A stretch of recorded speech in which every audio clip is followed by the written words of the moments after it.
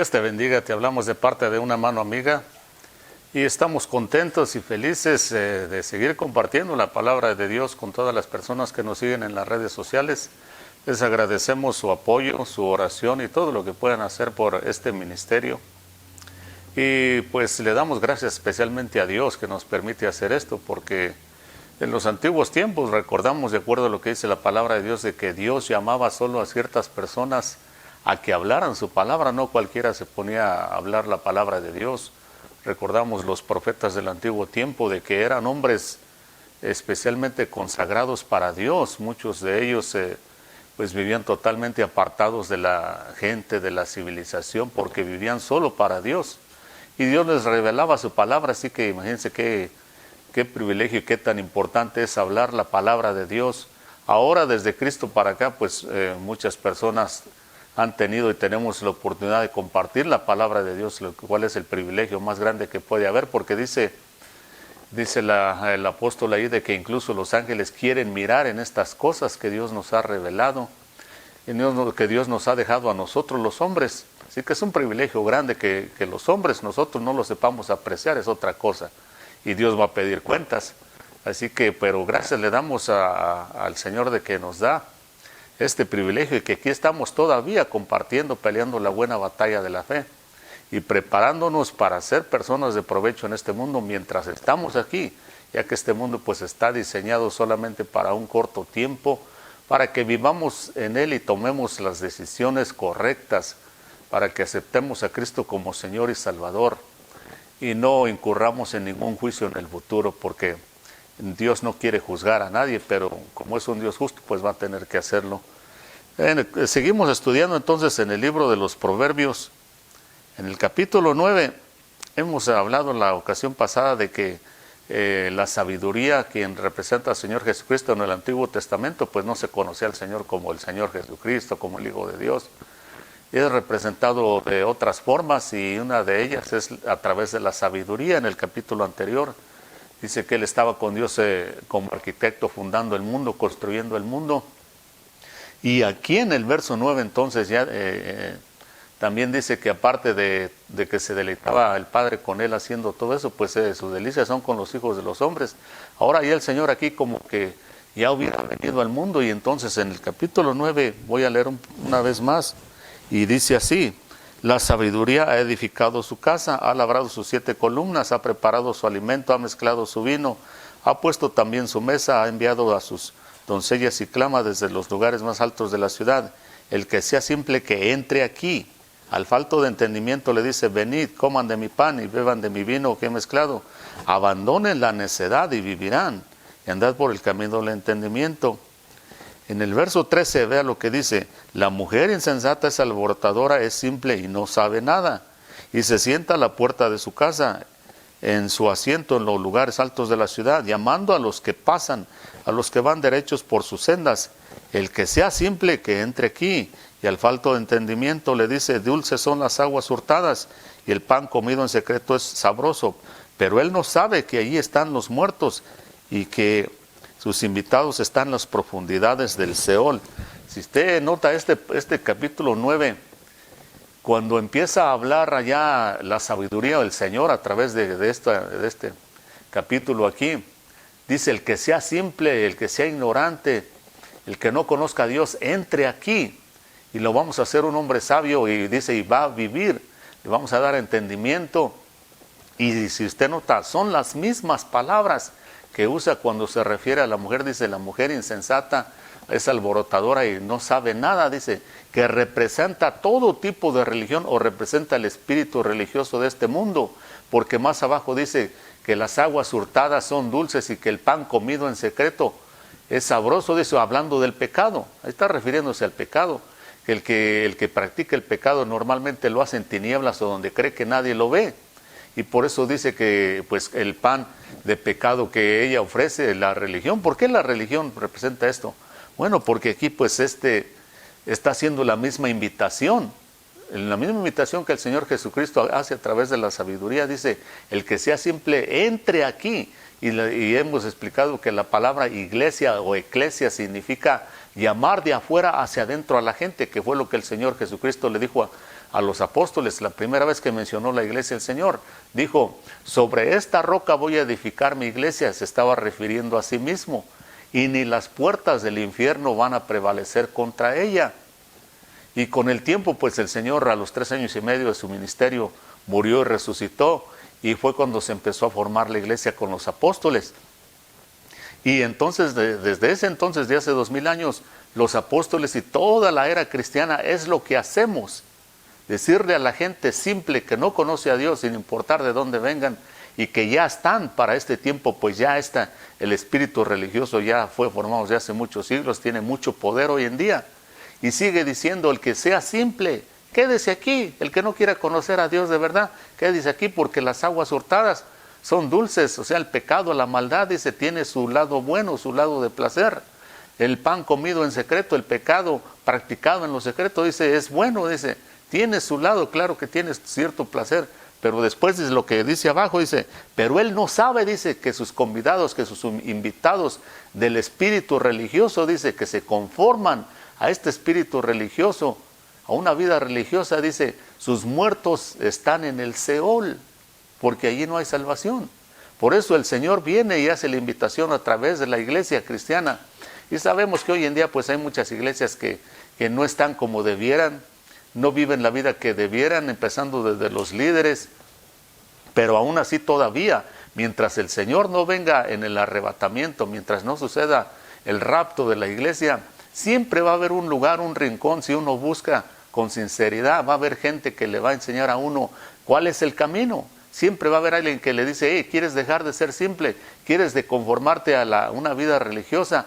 A conformarte con este mundo, entra aquí y aquí te vamos a instruir con la palabra de Dios, que eso es lo que hacemos aquí. Gracias a Dios hoy en día que muchas iglesias puede que no estén como debieran de estar, pero hay mucha gente a través de las redes sociales que no son ni pastores como su servidor, que no somos ningunos líderes, pero que hacemos lo mejor en nuestra habilidad para compartir la palabra de Dios y seguirle diciendo a la gente, entren aquí. Es el trabajo de la iglesia cristiana.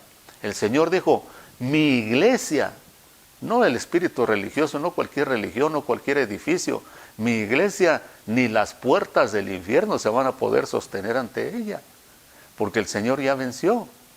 Entonces aquí es el trabajo que está haciendo y lo que hace. El Señor dice, y empieza diciendo, la sabiduría edificó su casa. El Señor cuando ya casi para ser crucificado y resucitar, le dijo a los discípulos, no tengan miedo ni se turbe vuestro corazón, dice, si creen en Dios, crean en mí, dice, en la casa de mi Padre hay muchas moradas, les voy a ir a preparar lugar, voy a preparar casa, dice, voy a edificar una casa para ustedes, un hogar, con los principios de Dios. Y ¿qué principio más fuerte y más grande en el que podemos confiar? Que el mismo Señor vino y murió y resucitó. Ya no hay nada que la muerte pueda hacer, porque Él ya venció el pecado, venció al diablo, venció la muerte, venció el infierno, venció todo, y el que confía en Él está seguro. Dijo, voy a preparar lugar, pero voy a regresar para que donde yo esté, también ustedes estén. Así que Él ya se fue y preparó, dice, ya edificó su casa. Dice, ya labró sus 7 columnas, que hablamos de que son las 7 iglesias que en el libro de Revelación, donde representan toda la era cristiana desde Cristo, desde que resucitó hasta este momento, hasta que Él venga en el arrebatamiento. Y es lo que está haciendo el trabajo de la iglesia cristiana, de la verdadera iglesia cristiana, llamar a la gente de afuera que está perdida, llamarlos y decirles, entren aquí, porque aquí hay sabiduría de Dios, aquí hay temor de Dios, aquí hay amor de Dios, aquí hay descanso, aquí hay refrigerio, aquí hay salvación, aquí hay sanidad, aquí hay verdadera prosperidad de adentro hacia afuera. Eso es el trabajo de la iglesia y es lo que se trata de hacer aquí el Señor a través de todos nosotros, que a través de las redes sociales, que hoy en día, pues gracias a Dios que están aquí, y mientras las tengamos a la disposición, hay que saturar al mundo con la palabra de Dios, hay que orar, no hay que conformarse también nomás a enseñar, y hay que orar, hay que tener la unción del Espíritu de Dios para que seamos eficaces, y las personas que lleguen a oír el mensaje, pues se convenzan de que esto es lo que les conviene. Vean lo que dice la palabra de Dios en cuanto a la iglesia. En el libro de Timoteo, primer libro de Timoteo, el apóstol San Pablo le escribe a Timoteo esto, y vea lo que dice. ¿Y por qué tenemos que pues ser perseverantes? Dice en el capítulo 3 y verso 14, le dice esto Pablo a Timoteo: te escribo estas cosas esperando ir a ti pronto, pero en caso que me tarde, te escribo para que sepas cómo debe conducirse uno en la casa de Dios, que es la iglesia del Dios vivo, columna y sostén de la verdad. E indiscutiblemente grande es el misterio de la piedad. Dios fue manifestado en carne, vindicado en el Espíritu, contemplado por los ángeles, proclamado entre las naciones, creído en el mundo, recibido arriba en gloria. Vean. Entonces aquí el apóstol San Pablo le escribe a Timoteo. En este capítulo 3 es donde él le da instrucciones a Timoteo y le dice: si alguno desea obispado, trabajar en la iglesia, dice, buena obra desea. Y entonces el apóstol empieza a decir a Timoteo: pero es necesario, dice, que el que quiera trabajar para Dios, el que quiera, como dice aquí, ser una columna en la iglesia del Dios vivo, no un miembro nomás por ahí, uno que llega a distraerse ahí, a curiosear, a ver qué dice el pastor, o qué pasa allí, o a buscar a veces otras personas en la carne, no, sino el que quiera ser columna y sostén de la verdad. Le dice Pablo a Timoteo: tiene que ser marido de una sola mujer, tiene que buscar a Dios, tiene que ser respetuoso, tiene que tener buen testimonio de los de afuera, tiene que ser de una persona de paz. Un montón de requisitos que pone el apóstol aquí. Los que son diáconos igualmente, dice. Y aquí entonces por eso el apóstol le dice: te escribo todos estos requisitos por si alguien quiere trabajar en serio en la iglesia y ser columna de la verdad, dice, para que sepas cómo se debe de llevar a cabo y cómo se debe de conducir, cómo se debe de administrar una iglesia cristiana que de verdad quiera ser sostén, baluarte, columna de la verdad. ¿Ve? Ese es el verdadero trabajo de la iglesia. No solamente llegar al edificio allí donde puede tener un nombre bíblico, pero la gente no está en nada. En caso de que tarde, dice el apóstol, te escribo para que sepas cómo debe uno de conducirse, cómo se debe de administrar la casa de Dios, que es la iglesia del Dios vivo, columna y sostén de la verdad. Y luego lo que le dice: indiscutiblemente grande es este misterio de la piedad. Él fue manifestado en carne. Lo primero que le dice: Dios fue manifestado en carne. Ahora vea, ser columna y sostén de la verdad no es fácil. Nunca ha sido fácil. Nunca. Ni en el cielo ni en la tierra. Satanás, cuando era Lucifer, no pudo sostener esta verdad. El Señor es mucha pieza. Si uno no se dedica de lleno, si uno no se consagra, si uno no ora, si uno no busca a Dios, se prepara con las escrituras y vive la mejor vida posible en el Espíritu, esta verdad se puede hacer muy gravosa y muy pesada. Los judíos, el pueblo judío, no pudieron con esta verdad. Lo esperaron por siglos y siglos y siglos, y cuando Él apareció, cuando Él entró en el mundo como uno de nosotros, creció y empezó a hacer su vida pública con milagros y hablando de la palabra de Dios. Recordamos que cuando el Señor apareció, la sabiduría en carne, dice que tomó el libro del profeta Isaías y leyó la profecía aquella que dice: el Espíritu del Señor está sobre mí, porque me ha ungido para llevar buenas nuevas a los pobres, para abrir los ojos a los ciegos, para levantar a los paralíticos, para sanar el corazón de los quebrantados, para proclamar el año agradable del Señor.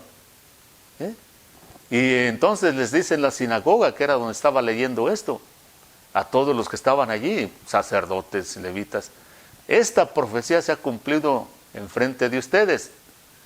Y luego sigue diciendo más, es cuando se molestan. Y él les dice: seguramente ustedes me van a decir este refrán, porque estamos hablando de refranes, de proverbios: médico, cúrate a ti mismo. Si en otros lugares haces esas cosas, hazlo en tu tierra. Y entonces el Señor, como diciéndole, pues empieza a hacer cumplir tu ministerio en tu misma tierra, pues, Jesús. Date a conocer. Y Él les dice: pero les recuerdo de que cuando vino aquella gran hambre en el tiempo del profeta Elías, Él no fue enviado a todas las viudas que había en Israel, sino que fue enviado a la viuda de Sarepta de Sidón, una mujer que no era ni judía. Y cuando Jesús les dice todas estas cosas, se llenan de coraje contra Él y ya lo quieren matar. Ya se quieren deshacer, lo quieren maltratar. Entonces, es una verdad el Señor Jesucristo: yo soy el camino, la verdad. Y esta verdad, si uno no hace lo que Dios dice, si uno no tiene el mismo Espíritu de Dios, uno no la puede sostener. Y por eso, lo primero que dice aquí el apóstol, cuando después de que le dice que seamos columna y baluarte de la verdad como iglesia de Cristo, dice: e indiscutiblemente grande es este misterio. Él, Dios, fue manifestado en carne. Y con eso de que fue manifestado en carne, con eso ya tenemos para discutir todo un siglo entre todas las religiones y todas las denominaciones, incluyendo el mismo judaísmo, porque por eso fue una de las razones que mataron al Señor Jesucristo, porque lo veían en un cuerpo físico y decían: ¿cómo vas a ser tu Dios si te estamos viendo que tú comes y duermes igual que nosotros? Pero aquí el apóstol, el Espíritu Santo de Dios, dice que Él vino en carne, Él se manifestó en carne.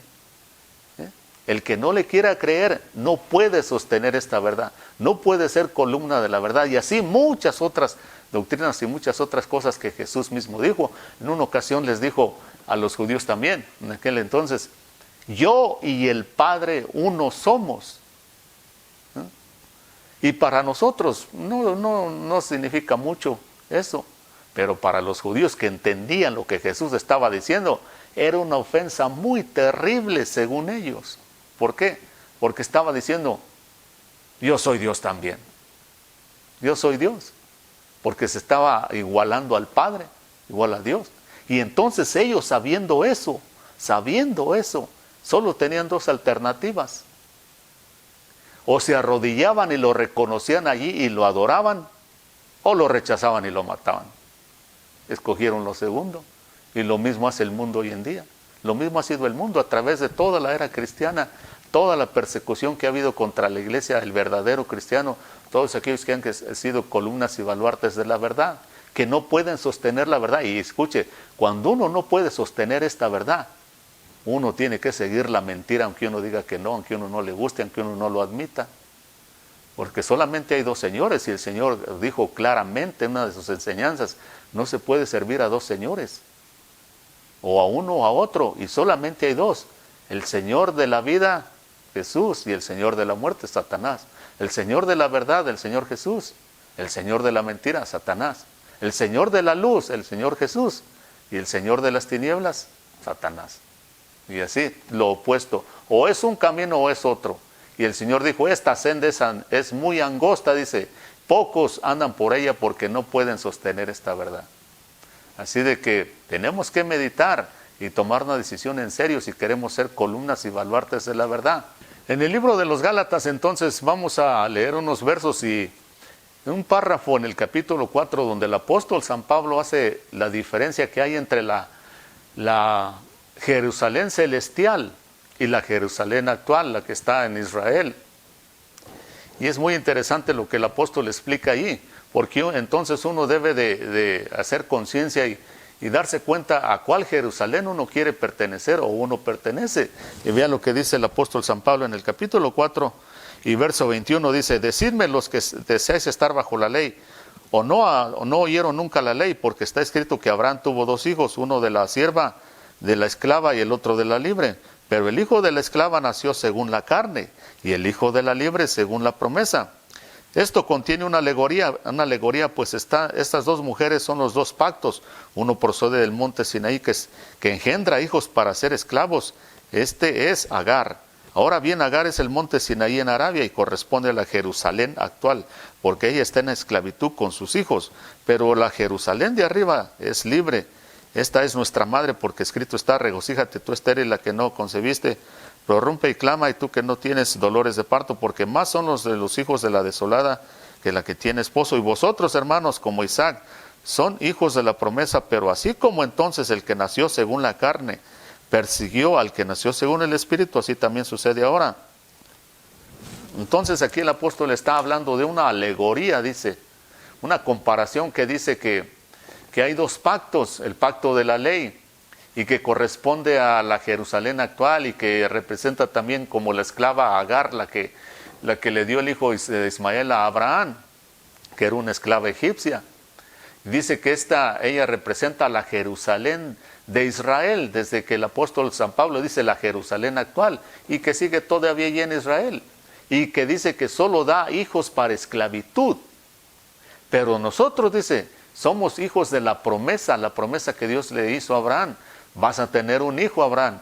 No tienes que andarte metiendo con nadie, con tu mujer vas a tener un hijo. A Abraham, claro, le costó trabajo creerlo porque ya tenía como unos 100 años, la mujer era estéril, ya también avanzada en edad.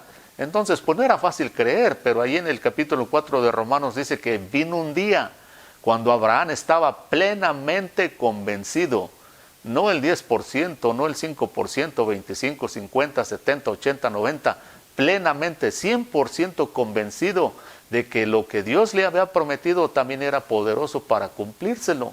Y entonces fue cuando la promesa de Dios se cumplió. Tuvo el hijo, dice que es Isaac, y de ahí la descendencia, porque después Isaac fue papá de Jacobo, Jacobo fue papá de las 12 tribus de Israel, de la tribu de Judá, el Señor Jesucristo vino, y de allí pues la promesa se cumplió. Y Dios le dijo a Abraham, todas las familias de la tierra van a ser benditas en tu simiente, hablando del Señor Jesucristo. Y entonces dice que aquí Pablo le explica a los Gálatas que nosotros somos hijos de la promesa o de la libre, no de la esclava. Y que entonces la representa con las dos Jerusalénes, las dos ciudades de Jerusalén, la actual en Israel, la que cualquiera puede ir a visitar allí, pero dice que esta da hijos para esclavitud. O sea que es una ciudad que aunque Dios la escogió y allí nació el Señor, y allí anduvo el Señor Jesucristo predicando, pero es una ciudad que incluso el Señor en una ocasión les reprochó, le dijo, Jerusalén, Jerusalén, tú que matas a tus profetas y apedreas a los que te son enviados, dice, van a venir días en que vas a quedar desolada, desierta. En el año 70 pues se dispersó todo ese pueblo casi por completo, anduvieron vagando por el mundo y Jerusalén quedó destruida, porque da hijos para esclavitud solamente. Pero dice que nosotros somos hijos de la libre y dice que nuestra madre realmente es esa ciudad celestial, la nueva Jerusalén. El Señor, recuerda que dijimos lo que dijo, lo que él habló en el Evangelio de Juan. Me voy a ir y voy a preparar morada y voy a regresar para ustedes, porque en la casa de mi Padre mucho lugar hay, muchas moradas hay, y hay lugar para todo el que quiera seguirme, todo aquel que ame la verdad, porque eso fue lo que le dijo Jesús a Pilato, todo aquel que es de la verdad, oye mi voz y me sigue. El que no me sigue es porque no quiere la verdad, no quiere nada con la verdad. Y entonces aquí el apóstol dice que nosotros, si creemos en Cristo, somos hijos de la libre, no tenemos que vivir en esclavitud del pecado ni la maldad. No tenemos que ser, porque el que es esclavo del pecado y la maldad es esclavo del diablo. El diablo puede hacer con esa persona lo que quiera, hasta si Dios se lo permite. Y lo más seguro es que le va a ir bastante mal. Por eso predicamos aquí que tenemos que servirle al Señor Jesucristo, que tenemos que nacer de nuevo, que tenemos que ser fieles hasta el final y prepararnos, que tenemos en este caso ser columnas y baluartes de la verdad. Fortalecernos en el Espíritu, porque hay muchas verdades en la palabra de Dios que vienen de Dios y no son fáciles de aceptar o de recibir. Y esto de que, vea lo primero que dice el apóstol, Dios fue manifestado en carne, y cuántas religiones hay que no aceptan que Dios vino en carne. Y al negar eso, él dice que es el espíritu de anticristo, que niega de que Jesús vino en carne, porque si no vino en carne, no puede haber redención, no puede haber perdón de pecados, estamos condenados, no importa qué. Y esa es una cosa que mucha gente que se autodenomina, incluso cristianos, niegan que Jesús vino en la carne, están perdidos. Por eso no cualquiera puede ser columna y baluarte de la verdad. Y el apóstol por eso a Timoteo le dice, todos estos requisitos son necesarios si una persona quiere ser columna y baluarte de la verdad.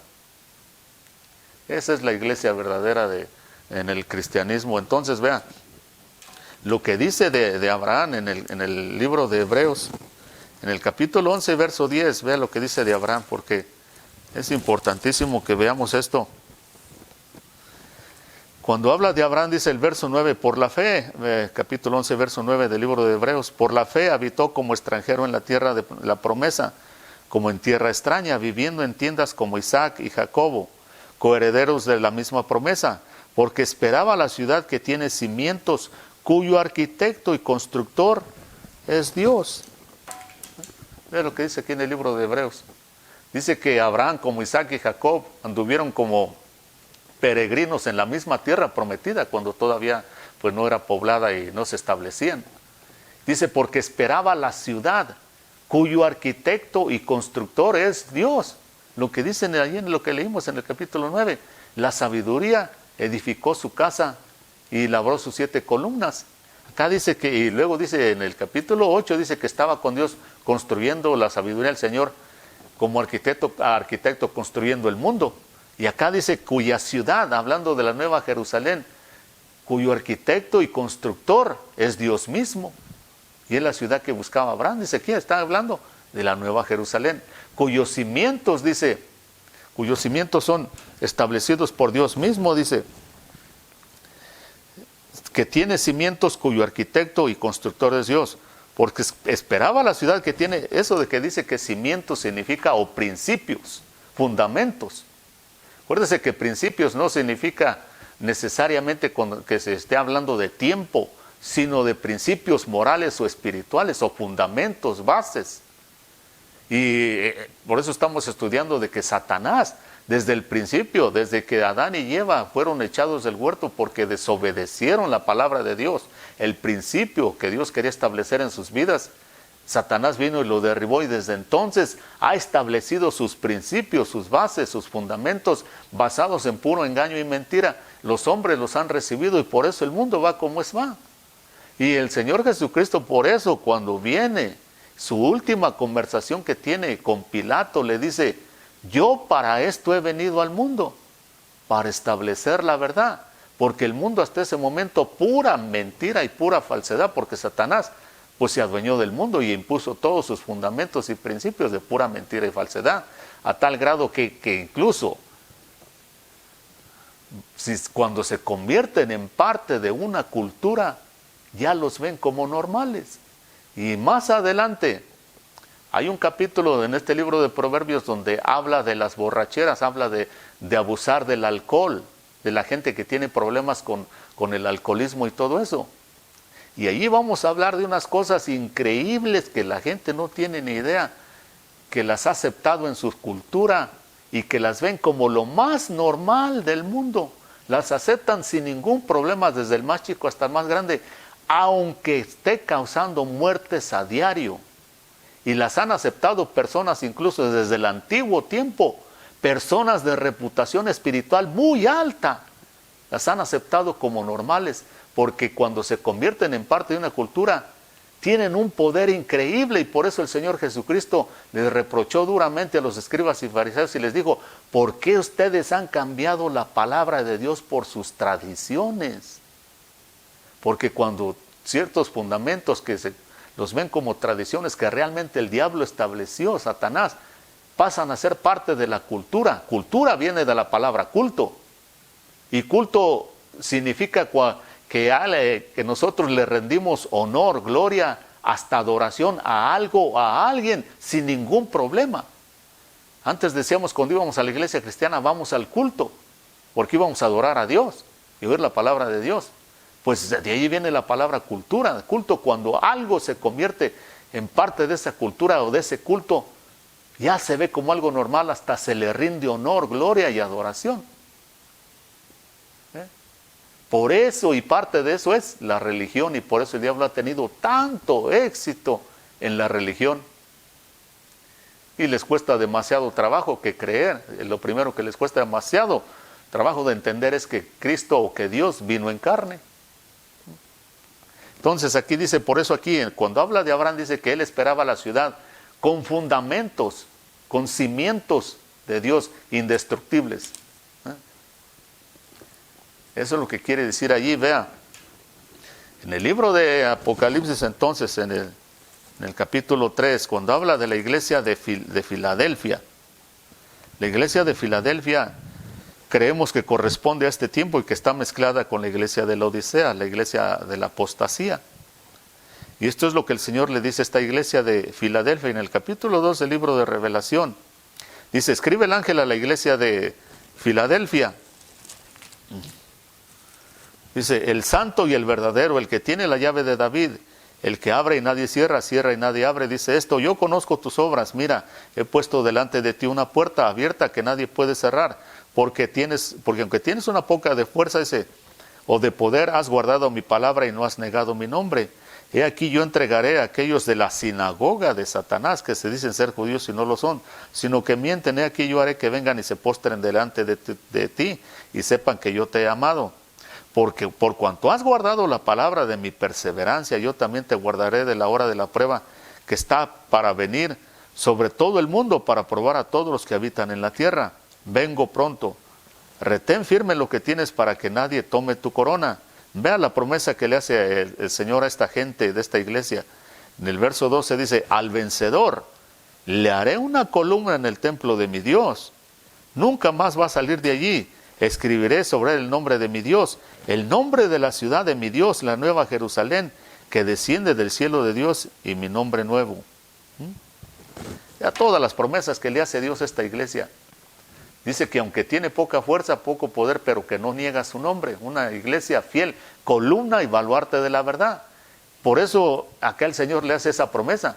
En esta ciudad de Filadelfia, allá en Asia Menor, era una ciudad en aquel entonces, cuando se escribió esta carta del apóstol San Juan, que había muchos terremotos y destruyeron la ciudad. Pero de la ciudad solo llegaron a quedar las columnas de los templos paganos que había en aquella ciudad. Solo las columnas quedaban, todo lo demás se derribaba por los constantes terremotos. Y por eso el Señor Jesucristo les dice, a ustedes, dice, aunque tienen poca fuerza, pero no niegan mi nombre, son fieles, dice, son columnas y baluartes de la verdad, lo que dice Pablo a Timoteo allá. Yo les prometo que yo los voy a poner como columnas en el templo de mi Dios en el cielo. Y nunca más van a salir de allí, porque ustedes han aguantado los terremotos, los temblores. Acuérdese que el Señor habló de los fundamentos, los dos fundamentos, el fundamento de arena y el fundamento de piedra. Dice, y el que fundó sobre la roca, dice, vinieron las tormentas, los terremotos, las desgracias, todo lo malo, todos los ataques que puedan venir, pero se sostuvo porque tenía fundamentos, cimientos, principios de Dios, de la palabra de Dios, que representan la roca. Y acá el Señor dice, les voy a hacer una columna en el templo de mi Dios y ustedes nunca más van a salir de allí. Y no solo eso, sino que voy a escribir el nombre de mi Dios y el nombre de la nueva Jerusalén en la vida de ustedes. Vea todas las promesas. Por eso el Señor allá desde el libro de Proverbios ya está anunciando que un día iba a venir la iglesia cristiana, que Él iba a fundar la iglesia y iba a hacer este trabajo de llamar a los simples. Entren aquí, dejen de ser simples, dejen de conformarse con este mundo, dejen de conformarse con los deseos de la carne. Pero acuérdese que por otro lado también tenemos esa lucha.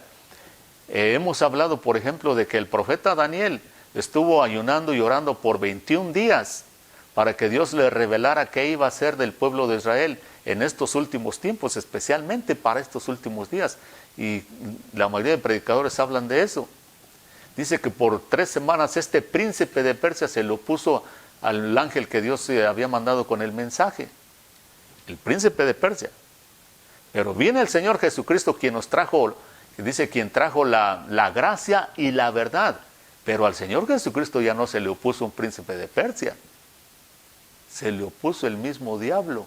Porque en el desierto dice que cuando el Señor fue llevado por el Espíritu para ser tentado, después de 40 días tuvo hambre y el diablo se le arrimó y le dijo, si eres hijo de Dios, haz que estas piedras se conviertan. Ya no fue un príncipe satánico, fue el mero diablo que se le presentó al Señor Jesucristo para derribar la verdad que el Señor traía, pero allí sí perdió. El Señor lo venció y por eso desde entonces el Señor labró sus 7 columnas, la iglesia cristiana, y aquí estamos todavía, invitando a la gente que vengan a Cristo antes que sea demasiado tarde. Así que ahí lo dejamos con este mensaje, que Dios lo bendiga y hasta la próxima. En Romanos 10:9 dice que si confesamos con nuestra boca que Jesús es el Señor y creemos en nuestro corazón que Dios le resucitó de entre los muertos, seremos salvos. Si te gustaría hacer esta oración de fe conmigo para aceptar a Jesucristo como tu único Salvador, repite esta pequeña oración. Padre Celestial, sé que he pecado contra ti y que mis pecados me separan de ti. Creo que tu Hijo Jesucristo murió por mis pecados, que fue levantado de los muertos, que vive y oye mi oración. Invito a Jesús a ser mi Salvador y el Señor de mi vida, a gobernar y a reinar en mi corazón desde este día en adelante. Si hiciste esta oración de fe, te aconsejamos que leas tu Biblia todos los días y acércate a una iglesia donde puedan ayudarte a crecer espiritualmente. Que Dios te bendiga.